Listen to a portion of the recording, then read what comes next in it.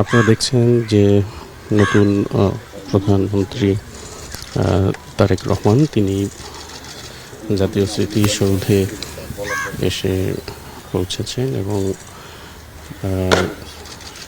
স্মৃতিসৌধে ৭১-এর বীর সেনানী যারা দেশের জন্য একাত্তরে প্রাণ বিলিয়ে দিয়েছেন তাদের প্রতি শ্রদ্ধা নিবেদনের যে আয়োজন সেটিতে তিনি অংশ নিয়েছেন এবং ফুল দিয়ে এই মুহূর্তে শ্রদ্ধা নিবেদনের আয়োজন চলছে।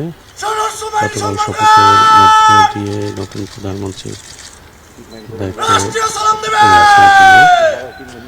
রাষ্ট্রীয় সালাম চলছে সশস্ত্র বাহিনীর উপস্থিত এবং ৩ বাহিনীর